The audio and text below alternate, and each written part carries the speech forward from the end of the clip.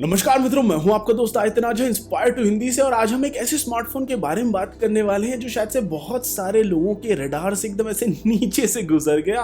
ये स्मार्टफोन है ओप्पो का Find X2 Pro। और ये बेचारा एक बहुत ही मेहनत वाला स्मार्टफोन था, बहुत ही बढ़िया स्मार्टफोन था, बट ये तो इंडिया में लॉन्च भी नहीं हुआ धोखा। और मतलब ये इंडिया में लॉन्च भी नहीं हुआ और शायद से बहुत सारे यूजर्स को इसके बारे में पता भी नहीं है। और इसका एक छोटा भाई है, वो है ओप्पो Find X2, वो भारत में लॉन्च हुआ है। तो हम ओप्पो Find X2 Pro के बारे में आपको सब कुछ बताएंगे। बाय द एंड आपको Find X2 के बारे में बहुत कुछ पता चल जाएगा और फिर आप एक इन्फॉर्म्ड बाइंग डिसीजन ले सकते हैं कि आपको ये फोन में पैसा लगाना है या फिर नहीं। तो दोस्तों शुरुआत करते हैं एक तड़कते भड़कते बढ़िया वाले सौंदर्य प्रदर्शन के साथ।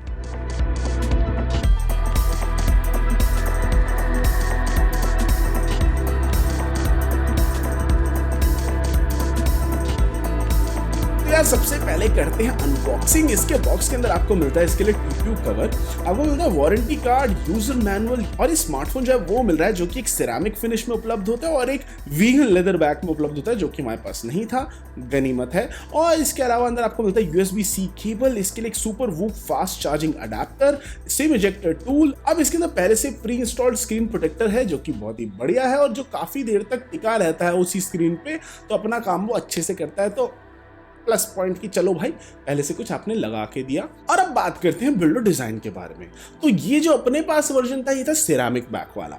अब सिरेमिक बैक वाला वर्जन जो है उसकी अपनी अलग कुछ खासियत है, वीगन लेदर वाले की अपनी अलग कुछ खासियत है। सिरेमिक बैक वाला वर्जन जो है वो थोड़ा सा ज्यादा भारी है और उसके भारी होने की वजह से वो थोड़ा सा बड़ा सा फोन लगता है, उतना हैवी भी नहीं है। बट ये फोन जो है ये वेट करता है 217 ग्राम्स और लेदर वन वाला तो डेफिनेटली इससे 17 या 20 ग्राम हल्का है। और इसके ऊपर कॉर्निंग गोरिल्ला ग्लास 6 प्रोटेक्शन है, फ्रंट पे एल्यूमिनियम फ्रेम है। ओवरऑल जो बिल्ड है वो रोबस्ट फील होती है। पावर बटन आपको मिलता है राइट हैंड साइड पे और इसमें ग्रीन एक्सेंट दे रखा है। सिम ट्रे स्लॉट और स्पीकर ग्रिल बॉटम पे है, USB-C पोर्ट के साथ और कुछ एंटीना लाइंस इस फोन पे विजिबल है।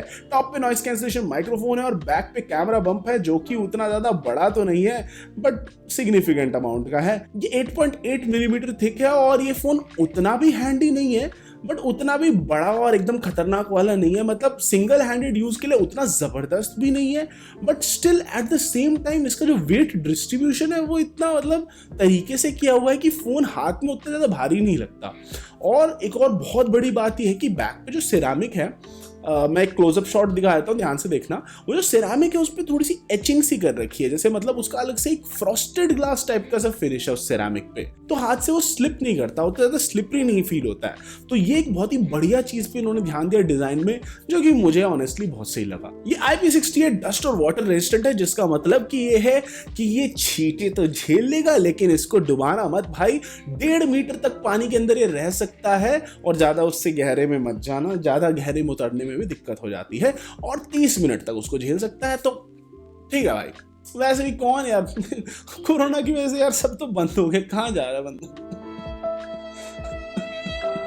हाँ ठीक है, मतलब सब ठीक है, बहुत ही बढ़िया, एवरीथिंग्स गुड, लेट्स रिज्यूम। इसके अलावा अगर डिस्प्ले की बात की जाए तो इसके अंदर 6.7 इंच की एमोलेड डिस्प्ले दे रखी है, 120 हर्ट्ज HDR10+ इसमें पैनल है, पीक ब्राइटनेस एकदम 1200 निट्स तक चली जाती है, बहुत ही जबरदस्त डिस्प्ले है। और ट्रस्ट मी इतने तगड़े वाले कलर्स मैंने बहुत ही कम देखे हैं। QHD+ 2K डिस्प्ले है ये, 240 हर्ट्ज का टच रिस्पॉन्स रेट है, जिसका मतलब कि ये हुआ कि गेमर्स को भी ये बहुत पसंद आएगा। मतलब इंस्टेंटेनियस है यार गेम खेलना भी इस पे। और उसके अलावा इसमें एक और चीज जो इन्होंने बढ़िया जिस चीज पे इन्होंने काम करा है वो ये है कि जैसे अगर आप बाहर जाएंगे ना तो बाहर ऑटोमेटिक ब्राइटनेस पे अगर आपने सेट कर रखा हो तो बहुत ही अच्छी वाली ब्राइटनेस है, मतलब एकदम ही हार्श सनलाइट में भी ये फोन दिखाई देता है। तो वो इसकी बहुत जबरदस्त बात है। कलर जो है इसका, जो पैनल का कलर है वो शायद से सबसे एक्यूरेट पैनल्स में से एक है और शायद से स्मार्टफोन्स में से, करंट स्मार्टफोन्स में से सबसे एक मतलब बढ़िया डिस्प्ले वाला स्मार्टफोन है ये। बट इसी डिस्प्ले की अपनी कुछ खामियां भी हैं। ये डिस्प्ले जो है कर्व्ड है साइड्स पे, तो उसकी वजह से एक्सीडेंटल टचेस बहुत ज्यादा हो जाते हैं। यूजर इंटरफेस पे कई बार एक्सीडेंटल टचेस हो जाते हैं राइट लेफ्ट स्वाइप करते वक्त, कई बार तो राइट और लेफ्ट स्वाइप्स को डिटेक्ट भी नहीं करता just because of the fact कि वो कर्व डिस्प्ले है। तो ये भी एक थोड़ा सा कलेश वाली बात है। और इसके अलावा बहुत सारी चीज़ें बहुत बढ़िया है इसमें डिस्प्ले में, बट कहीं पे यही ऐसी छोटी मोटी दिक्कत है। इसके अलावा एक और दिक्कत ये है, अगर आपने ऑटोमेटिक ब्राइटनेस मोड पे इसको सेट कर रखा है तो कई बार कई कंडीशंस में, जैसे रूम वाली कंडीशन में, ऐसे छोटी हल्की फुल्की लाइट वाली कंडीशंस में, ये जो ब्राइटनेस स्लाइडर है उसको काफी ज्यादा नीचे कर देता है, यानी काफी कम ही कर देता है ब्राइटनेस को। तो इसका जो ऑटोमेटिक लाइट डिटेक्शन वाला जो भी एल्गोरिथम है या जो भी सेंसर है, उसमें थोड़ी मेहनत की जरूरत है कि भाई यार इतना कम मत करो ब्राइटनेस को। ये एक ऐसी चीज है, काफी लंबे टाइम तक यूज करने के बाद ऐसे ये दिक्कत सामने आई। तो ये ऐसी दिक्कत है जो कि शायद सॉफ्टवेयर से फिक्स हो सकती है। इसे डिस्प्ले के अंदर ही भाई इन्होंने फिंगरप्रिंट स्कैनर जो है वो घुसा रखा है, काफी हद तक फास्ट और एक्यूरेट, और शायद से सबसे बेटर फिंगरप्रिंट स्कैनर्स में से एक है जो मैंने देखा है अभी करंट स्मार्टफोन्स में से। और आइए बात करते हैं कनेक्टिविटी के बारे में। ये फोन जो है भाई फ्लैगशिप फोन है यार ओप्पो का, करंट वाला। तो इसके अंदर 4G प्लस का भी सपोर्ट है, इसमें NFC भी है, इसमें Wi-Fi 6 का सपोर्ट है, डुअल बैंड Wi-Fi का सपोर्ट है। इसके अंदर आपको LTE प्लस पे अच्छी वाली डाउनलोड स्पीड्स मिल रही है सिम पे। अब सिम पे ही अगर आए तो इसमें एक सिंगल सिम वर्जन है, डुअल सिम वर्जन है। डुअल सिम वर्जन चाइना में उपलब्ध है और कुछ और देशों में उपलब्ध है, और सिंगल सिम वर्जन ही बिक रहा है आधे से ज्यादा जगहों पे। तो सिंगल सिम वाली चीज जो है वो कई लोगों को दुखी करेगी, कई लोगों को नहीं करेगी, और मतलब पर्सनल चॉइस की बात आ जाती है एक पॉइंट पे आके, ठीक है, कि आपको एक ही सिम चलाना है या दो सिम चलाना है, तो वो मतलब अलग ही चीज है। इसके अलावा ये Vio Wi-Fi सपोर्ट करता है, USB OTG का सपोर्ट है, इसमें जो USB-C पोर्ट दे रखा है वो हाई ट्रांसफर स्पीड्स को सपोर्ट करता है, USB 3.1 स्टैंडर्ड पे है। ये भी एक ऐसी चीज है बहुत सारे लोग ओवरलुक कर देते हैं, नहीं देखते ध्यान से, बट ये एक ऐसी चीज है जो आपको पता होनी चाहिए कि आपके ट्रांसफर स्पीड्स कितनी आ रही है उस पर, क्योंकि हो सकता है कभी आपको कुछ ऐसा ट्रांसफर करना हो बड़ी वाली फाइल्स, तो वहां पे दिक्कत हो सकती है। तो ये चीज आपको पता होनी चाहिए।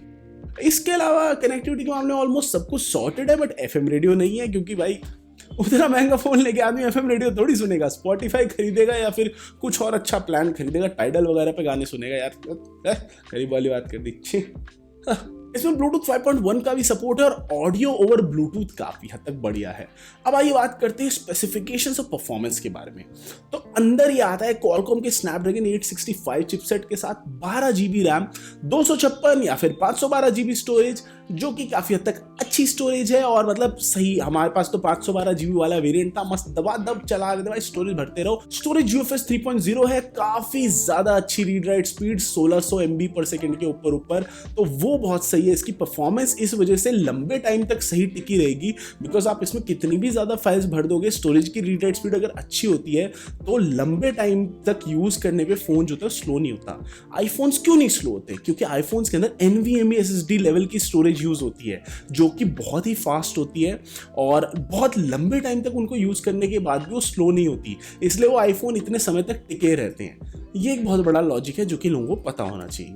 और ओवरऑल ये काफी हद तक स्नैपी फोन है, काफी हद तक फास्ट फोन है। कलर OS 11 के अपडेट आने से पहले इसमें कुछ इश्यूज थे, कुछ ऐप्स कभी ऐसा लगता था स्लो चल रहे हैं, बट ओवरऑल एक्सपीरियंस जो है वो परफॉर्मेंस के मामले में सही है यार। क्वालकॉम का लेटेस्ट और ग्रेटेस्ट चिपसेट इसमें लगा हुआ है, जब तक कि स्नैपड्रैगन 888 नहीं आ जाता तब तक। गेमिंग की बात करें तो PUBG को आप खेल सकते हैं HDR और एक्सट्रीम पे, सारी गेम्स को आप एक्सट्रीम सेटिंग्स पे खेल सकते हो, मैक्सिमम सेटिंग्स पे खेल सकते हो, मस्त मैक्स आउट करके। लेकिन एक दिक्कत है, वो दिक्कत ये है कि लॉन्ग टर्म तक इस पे गेमिंग करने पे स्मार्टफोन गर्म हो जाता है और डेफिनेटली वो हीट फील होती है यहाँ पे। तो आई थिंक मोस्ट प्रोबेबली शायद से सिरेमिक बैक वाले वर्जन में ज्यादा फील हो रहा था, मे बी वीगन लेदर वाले वर्जन में उतना ज्यादा फील ना हो। तो मटेरियल्स जो यूज होते हैं स्मार्टफोन की बैक पे, वो भी शायद से हीट कंडक्टिविटी और इन सब चीजों को डिटरमाइन करते हैं कि आपको कितना हीट वगैरह फील होगा। आइए जरा बात करते हैं इसके मेन सेलिंग पॉइंट के बारे में, इसके कैमरा के बारे में। Oppo Find X2 Pro जो इसके अंदर मॉनिकर, ये छोटा सा वर्ड लगा है, इसका मतलब ही ये है कि प्रो वाला कैमरा है इसमें, प्रो वाला। तो इसके अंदर शायद से जो कैमरा मॉड्यूल है वो शायद से सबसे एडवांस्ड कैमरा मॉड्यूल्स में से एक है। हार्डवेयर वाइज ये बहुत ही स्ट्रांग है। ये आता है 48 मेगापिक्सल के f1.7 ओमनी डायरेक्शनल, यानी हर एक दिशा में डायरेक्शनल में फोकस करने वाला फेस डिटेक्शन ऑटो फोकस के साथ। इसी मेन लेंस के अंदर इन्होंने OIS भी दे रखा है, लेजर ऑटो फोकस का सपोर्ट है। 48 मेगापिक्सल का इसमें एक f2.2 अल्ट्रा वाइड सेंसर है, एक 13 मेगापिक्सल का पेरिस्कोप सेंसर है टेलीफोटो वाला, 5x तक आप इसमें ऑप्टिकल जूम कर सकते हो और 60x तक आप इसमें डिजिटल जूम कर सकते हो। जब आपको पड़ोस में ताका झाकी करनी हो उसमें बहुत ज्यादा काम आता है, मेरा फेवरेट फीचर है। और इसके अलावा इसके अंदर OIS और PDF भी दे रखा है इसी पेरिस्कोप लेंस में, तो जो इसको थोड़ा हद तक स्टेबल बना देता है। अब आइए बात करते हैं इमेज क्वालिटी के बारे में और वीडियो क्वालिटी के बारे में। तो कैमरा मॉड्यूल ऑन पेपर बहुत इंप्रेसिव है और एक्चुअली में भी बहुत इंप्रेसिव है, बहुत ही सही फोटोज और वीडियोस ये लेता है। तो जो बैक कैमरा वो बढ़िया वाली 4K वीडियोस लेता है, इमेज क्वालिटी मुझे काफी हद तक अच्छी लगी। आप इससे बहुत ही बढ़िया वीडियोस ले सकते हैं, जैसे कि ये जो कि मैंने ली थी, इससे जूम करके पेरिस्कोप सेंसर से भी आप अच्छी क्वालिटी की वीडियो ले सकते हो। 4K 60 FPS तक की वीडियो आप ले सकते हो उसमें स्टेबलाइजेशन के साथ। 5x जूम पे जो 4K वीडियो अगर आप बना रहे होगे वो 30 FPS की आएगी, बट उसमें शेक्स थोड़े ज्यादा होंगे बिकॉज आपने जूम इन कर रखा है पेरिस्कोप सेंसर की मदद से। अल्ट्रा वाइड सेंसर की मदद से भी आप 4K वीडियो शूट कर सकते हो। जो फ्रंट कैमरा है वो 32 मेगापिक्सल का f/2.4 का सेल्फी कैमरा है, जो कि सिर्फ फुल HD वीडियोस तक रिकॉर्ड कर सकता है। तो वो थोड़ा सा लिमिटेड कैमरा, और फ्रंट कैमरा का अपर्चर जो है वो ज्यादा बड़ा नहीं है, तो उस वजह से बिल्कुल जब लो लाइट हो जाता है तो वहां पे वो थोड़ा सा ऐसा नकली सा लगने लगता है। मतलब पीछे एकदम ही जबरदस्त छतफाड़ कैमरा सेटअप है और आगे थोड़ा सा कमजोर सा सेटअप है, तो वो एक जो डिफरेंस है वो कहीं कहीं पे फील होता है। एकदम पिक्सल 4a वाली फीलिंग आ जाती है कि पिक्सल 4a का बैक कैमरा तो बहुत ही जबरदस्त है और सामने वाला कैमरा एकदम, तो वो चीज यहाँ पे थोड़ी बहुत फील होती है। उतना भी बेकार नहीं है फ्रंट कैमरा, बट जैसे ही लाइटिंग डाउन जाती है तो नॉइज शॉट्स में आने लग जाता है। ऐसे ही बैक कैमरा जो है उसमें कलर चेंजेस हैं कहीं कहीं पे, जैसे जो इसमें टेलीफोटो कैमरा है वो कभी कभी वार्म टिंट ऐड कर देता है। जब आप एकदम कम लाइटिंग में फोटोज ले रहे होते हो तो वो थोड़ा सा वो शिफ्ट कर देता है। Gcam मॉड स्मार्टफोन पे मस्त चलता है, तो भाई वो बहुत बढ़िया चीज है। जितनी जितनी डेवलपमेंट होगी इसके लिए Gcam मॉड में, जितने जितने फीचर्स आएंगे आप उतनी ही एकदम क्वालिटी निचोड़ पाओगे इसके कैमरा मॉड्यूल से। तो वो एक मतलब फ्यूचर प्रॉमिस इसका काफी हद तक सही है। जो अल्ट्रा वाइड कैमरा है वो इतना बढ़िया वाला 48 मेगापिक्सल का अल्ट्रा वाइड कैमरा है इस पे कि वो मतलब लो लाइट में भी सही परफॉर्म करता है और आपको पता ही नहीं चलेगा आप मेन सेंसर यूज करो कि अल्ट्रा वाइड यूज करो। ये एक मतलब बहुत ही बड़ा प्लस पॉइंट है इस फोन का। ऑलमोस्ट जितने भी फोन्स होते हैं उनमें अल्ट्रा वाइड कैमरा का अपर्चर बहुत ही छोटा सा होता है, तो उतनी लाइट नहीं कैप्चर कर पा रहा होता, उतनी बड़े वो शॉट्स नहीं लेता। इसमें जो अल्ट्रा वाइड कैमरा है वो मैक्रो कैमरा की तरह भी डेवलप करता है, तो वो एक बड़ा प्लस पॉइंट है कि आपको कोई क्लोजअप आप शॉट ले रहे होंगे किसी चीज का तो ऑटोमेटिकली अल्ट्रा वाइड पे स्विच कर देगा और आप उससे क्लोजअप शॉट ले पाओगे। अब ये बात करते हैं बैटरी लाइफ के बारे में। अगर आप एक एवरेज यूजर हैं जो कि नॉर्मली इसको डिफॉल्ट सेटिंग्स पे छोड़ देते हो, जिसमें कि एक सेटिंग इंक्लूडेड होती है कि वो अपना ऑटोमेटिकली रिफ्रेश रेट को एडजस्ट करेगा आपकी यूसेज के हिसाब से, तो आपको काफी बढ़िया बैटरी लाइफ मिलेगी। बट अगर आप मेरी तरह पावर यूजर हैं जो हर एक चीज से एकदम निचोड़ के परफॉर्मेंस निकालना चाहते हैं, तो आप ये नोटिस करेंगे कि अगर आप इसको 120 हर्ट्ज पे फिक्स कर दोगे क्वाड HD प्लस यानी 2K प्लस रेजोल्यूशन के साथ, तो इसकी बैटरी उतनी ज्यादा नहीं टिकेगी। एवरेज टू हैवी यूसेज पे आपको रात तक 9 बजे तक चार्ज करना पड़ जाएगा फोन को, कि उस टाइम तक बैटरी आप पूरी ड्रेन कर दोगे। एंड अगर आप नॉर्मल ही यूजर हो और आप उसकी सेटिंग्स को ज्यादा छेड़छाड़ नहीं रहे हो, तो रात तक आपको 25-30% बैटरी आपकी बच जाएगी।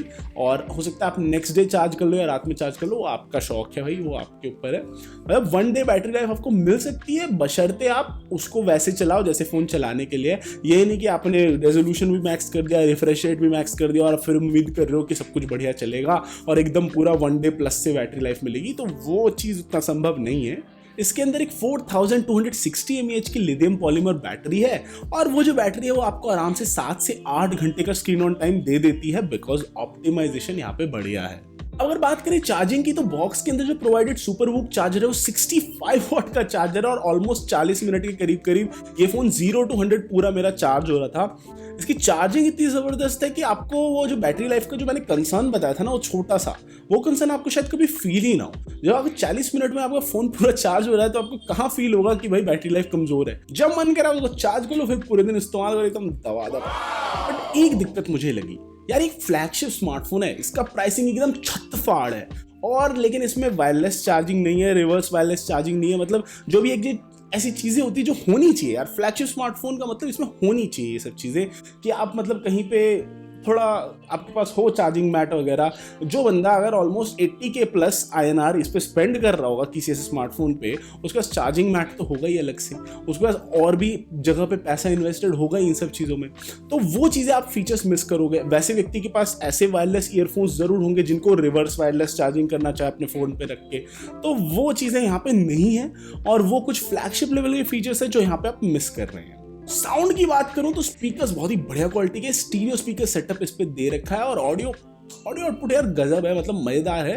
उतना मैक्सिमम आउटपुट उतना ज्यादा लाउड नहीं है, बट जो ऑडियो है वो काफी हद तक बैलेंस्ड है और अच्छा लगता है सुनने में। 3.5mm जैक तो है ही नहीं यार यहाँ पे, तो वो चीज़ एक ऐसी है जो आपको मिस हो रही है शायद से। अब तो चलन ही खत्म हो गया भाई 3.5mm जैक का। गरीबों के लिए, हम जैसे गरीबों के लिए फ़ोन बनता है तब उसमें 3.5mm जैक देते हैं, वरना तो 3.5mm जैक कोई दे ही नहीं रहा आजकल। अब फाइनल एक बात करनी है OS एक्सपीरियंस के बारे में। तो ये कलर OS के साथ आता है, अभी लेटेस्ट वर्जन आया कलर OS 11 एंड्रॉइड 11 के साथ। उसने इसकी बहुत सारी जो दिक्कतें हैं उनको कम कर दिया है, काफ़ी हद तक बढ़िया कर दिया है इसको। तो कलर OS 11 के साथ तो एक्सपीरियंस बिल्कुल ही अलग है। पिछले कुछ दिनों से जब से वो आया तब से मज़ा ही आ रहा है ज़िंदगी का। लेकिन जब तक वो नहीं आया था तब तक कहीं कहीं पर थोड़ा बहुत ऐसा उल्टा पुल्टा लग रहा था, कहीं कहीं पे ग्लिचेस लग रहे थे, कुछ ऐप स्लो से लग रहे थे। और उसके अलावा मतलब ओवरऑल एक्सपीरियंस इन जनरल काफ़ी हद तक ठीक है, ब्लोटवेयर उतना ज़्यादा नहीं है। ये पर्सनल अब चॉइस की बात आ जाती है। कलर OS का एक अपना पर्टिकुलर लुक है, कई लोगों को लुक पसंद आता है, कई लोगों को नहीं पसंद आता। बट जो एक कोर एलिमेंट्स होते हैं ना एंड्रॉइड के, कि ऐप ड्रॉअर दिया और भी कुछ कुछ चीज़ें वैसी दी, तो वो सब इसमें मौजूद है तरीके से, तो काफ़ी लोगों को पसंद भी आएगा। इसमें वाइड वाइन L1 का सपोर्ट है। कई लोग ऐसा रिपोर्ट कर रहे थे कि सपोर्ट नहीं है, बट ऐसा कुछ ही नहीं है। इसमें वाइड वाइन L1 का सपोर्ट है। आप इस पर अच्छे से बढ़िया तरीके से नेटफ्लिक्स पे अपनी शौक वाली मूवीज कोई भी देख सकते हैं। प्राइसिंग की बात करने से पहले मैं ये बात कहना चाहूँगा, ये स्मार्टफोन का अवार्ड मिला है 2020 स्मार्टफोन ऑफ द ईयर का। कुछ तो बात होगी, बहुत सारी इसमें ऐसी बातें, बहुत सारी चीज़ें इसमें बहुत अच्छी हैं, काफ़ी बढ़िया प्रोडक्ट है। बट इसका प्राइसिंग बहुत ही ज़्यादा एक्सॉर्बिटेंट है। ऑलमोस्ट 1100 से $1200 के बीच में इसका प्राइसिंग है, जो कि अगर इंडिया में लॉन्च हुआ होता तो ऑलमोस्ट 80,000 से ऊपर की प्राइसिंग आती। और उस प्राइसिंग पे कई लोग ओप्पो का फ़ोन नहीं लेना चाहेंगे। ये मतलब ये थोड़ा सा ब्रांड परसेप्शन की बात आती है। जैसे कि मैंने नोटिस करा अपने आसपास कंज्यूमर्स में, जैसे ही अगर आप 50,000 से ऊपर जाते हैं तो बहुत ही कम ऐसे ब्रांड्स होते हैं जो कि सक्सेसफुली लोगों को कन्विंस कर पाए कि भाई तुम हमारे पे पैसा लगाओ। ऐसे ब्रांड सिर्फ दो हैं, सैमसंग और एप्पल। वो लोगों को कन्विंस कर पाते हैं कि हाँ भाई 80,000 का आईफोन लेना वर्थ इट है, हाँ भाई 80,000 के आसपास का सैमसंग का कोई नोट सीरीज का फ़ोन लेना वर्थ इट है। तो ये चीज़ हर एक ब्रांड का फ़ोन नहीं कन्विंस कर पाता लोगों को। और शायद से ओप्पो की अभी भी ब्रांडिंग उतनी ज़्यादा स्ट्रॉन्ग नहीं है कि लोग वो प्रोडक्ट देख के 80,000 का कोई फ़ोन लेना चाहे। इसी का जो छोटा भाई है ओप्पो फाइंड X2 भारत में लॉन्च हुआ, उसमें इसके मुकाबले कुछ चीज़ें कम है। जैसे कि उसके अंदर जो पूरा ही कैमरा मॉड्यूल है वो अलग है। जैसे ऑन पेपर वो सेंसर सेम लगेंगे, लेकिन सारे वो सेंसर्स अलग है, उनकी इमेज कैप्चरिंग एबिलिटी अलग है, सब वो सेंसर्स अलग है। तो थोड़ा बहुत इमेज क्वालिटी में थोड़ा बहुत फाइनली फ़र्क आ जाएगा। पेरिस्कोप मॉड्यूल वैसा नहीं है वहाँ पे, और ओवरऑल कैमरा उतना फाइंड X2 प्रो लेवल का नहीं है। तो अब बात आती है कि भाई ओप्पो फाइंड X2 इंडिया में कौन लेगा। तो ओप्पो फाइंड X2 लेने वाले बायर्स यार बहुत कम है। पर्सनली मैं भी उतना किसी को रिकमेंड नहीं करूंगा। आपको ओप्पो वाला ही एक्सपीरियंस चाहिए, ऑलमोस्ट OnePlus 8 Pro इसके जैसा ही लगता है, वैसे ही फील होता है, बहुत सारे फीचर्स वैसे ही हैं। और ओप्पो का ही सब ब्रांड रह चुका है OnePlus, कहने के लिए दोनों अलग हैं पर हैं कि इम्पोस्टर है हमारे बीच में। तो वही वाली बात है कि ऑलमोस्ट सेम ही है। अगर आपको बिल्कुल सिमिलर एक्सपीरियंस चाहिए तो आप OnePlus 8 Pro अभी भी ले सकते हो। और बहुत सारी ऐसी चीज़ें हैं दोनों फ्लैगशिप्स के बीच में जो कि आप डिसाइड कर सकते हैं कि आपको क्या पसंद आ रहा है, क्या नहीं पसंद आ रहा है। फाइंड X2 Pro अपनी जगह एक बहुत ही नोवेल किस्म का स्मार्टफोन है, उसमें बहुत सारे फीचर्स बहुत ही अच्छी तरीके से पैक्ड हैं। आप कहीं से ला सकते हैं और आप उस पेरिस्कोप जूम का अच्छा सा फ़ायदा उठा सकते हैं, उस मेन कैमरा सेंसर से आप पूरी वैल्यू निचोड़ सकते हैं। तो एक बहुत ही जेन्युइन फ़ोन है। बहुत मतलब कुछ ही कम ऐसे फ़ोन आते हैं जिनमें इतना सब कुछ सही होता है, जिनमें ज़्यादा दिक्कतें नहीं होती जिसको आप पॉइंट आउट कर सको। ये उन कुछ ऐसे फ़ोन्स में से एक है। बट इसकी प्राइसिंग बहुत खतरनाक है। और एक और बात ये कि भारत में आया ही नहीं, तो ये एक चीज़ लोगों को काफ़ी ज़्यादा मतलब डिटर कर सकती है। अब आप बोलोगे आदित्य भाई तू क्या कोई कुछ लिखा हुआ है क्या तेरे माथे पे, तू पागल वागल तो नहीं है कि तूने उस फ़ोन की वीडियो बनाई जो कि भारत में लॉन्च ही नहीं हुआ। मैंने इसलिए बनाई ये वीडियो बिकॉज मेरे को यूज़ करने को मिला गलत आदमी, हाँ मतलब यूज़ करने को मिला और मतलब मज़ा आ रहा था चलाने में। और फिर मुझे ये भी लगा कि अच्छा फ़ोन था बट इंडिया में नहीं आया, तो may be consumers deserve better. हो सकता है यहाँ पे एक ऐसी मार्केट होती, ऐसे लोग हैं यहाँ पे हो सकता है जो कि शायद से आंख मूंद के ऊपर फाइंड X2 Pro लेते। तो मे बी ब्रांड के लिए ये है कि उनको शायद कंसिडर करनी चाहिए अपनी पोजीशनिंग। और फाइंड X2 में वो खासियतें नहीं हैं जो कि फाइंड X2 Pro में है। फाइंड X2 भी कोई सस्ता फ़ोन नहीं है, 60,000 के आसपास का फ़ोन है वो भी। और फाइंड X2 Pro में वो जो चीज़ें हैं जो उसको जस्टिफाई करती है कि महंगा फ़ोन है, वही सुपरलेटिव चीज़ें आपने काट पीट के फाइंड X2 में से हटा दी। तो क्यों लेना यार, मतलब सिंपल बात है यार, क्यों लेना भाई यार। कम पैसे में यार अच्छा फ़ोन मिल रहा है आज की डेट में यार। आपको आईफोन सीरीज़ भी अब ऑलमोस्ट उसी प्राइस रेंज पे मिल रही है, नई वाली सीरीज़ जिसमें कैमरा उतना अच्छा सा है, सब कुछ इतना बढ़िया सा है। और कितने अच्छे फ्लैगशिप स्मार्टफोन्स आज की डेट में 50-60 के आसपास मिल जाते हैं। तो 80,000 एक बहुत ही बड़ी प्राइसिंग हो जाती है अगर लॉन्च होता तो। खैर वो डिस्कशन कभी बाद की डिस्कशन है।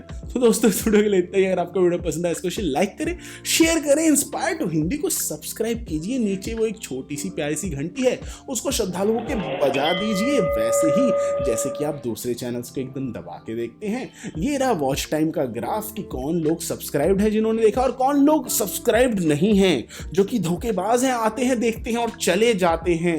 ये भैया श्रद्धालु लोगों के लिए जगह है। आइए देखिए, सब्सक्राइब कीजिए, मेरे को अपना प्यार दीजिए और फिर देखते हैं कि और कैसी वीडियोस आती हैं। तो दोस्तों इस वीडियो के लिए इतना ही। मिलता हूं अगली वीडियो में और हमेशा की तरह सतत निरंतर आगे बढ़ने के लिए प्रेरित रहिए।